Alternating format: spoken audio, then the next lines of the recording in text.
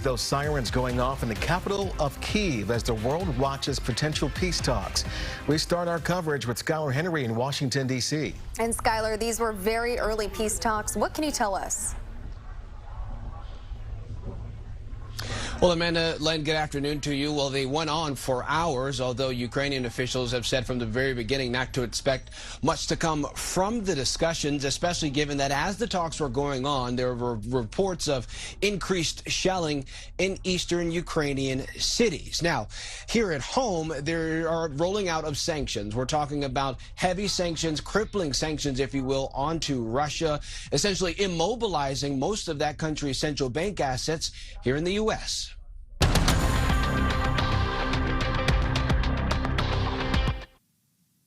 Ukrainian and Russian delegations met on Ukraine's border with Belarus Monday, the first direct talk since Russia's invasion began.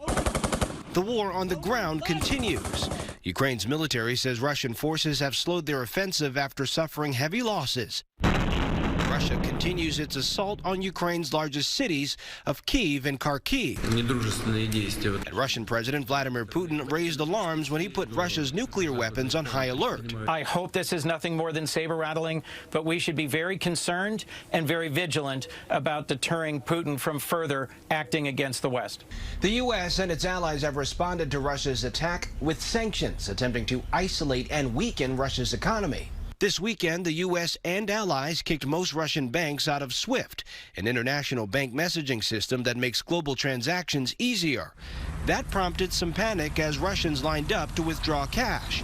The value of Russian rubles are plummeting, and Russia's central bank responded by doubling key interest rates to 20%.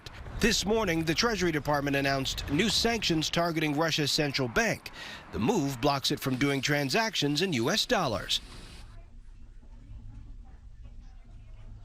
Now, as for those talks, we've learned that Russian and Ukrainian officials have agreed to another round of conversations in the coming days near the Polish-Belarusian border. Again, Ukraine's main priority, in addition to a ceasefire, is getting all of the Russian troops out of their country. Amanda? And Skylar, are the U.S. and other European allies going to take any more of an active role in these talks to push things along? Obviously, a lot is on the line here. Well, the president had a call with several of his allies, his foreign counterparts, earlier today. That conversation wrapped up about maybe 2 hours ago, 3 hours ago. More to come. We're expected to hear more perhaps from White House Press Secretary Jen Psaki in a few minutes or so.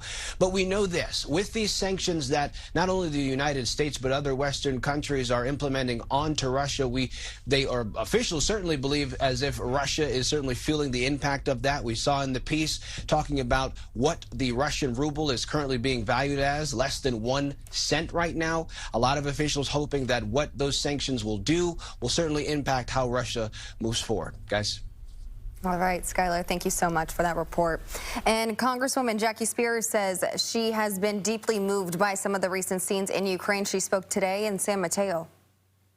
Seeing parents saying goodbye to their children on trains and sobbing, how can we not be moved by that and recognize that could be happening here if we don't take serious the threat to democracy that exists here in the United States and around the world.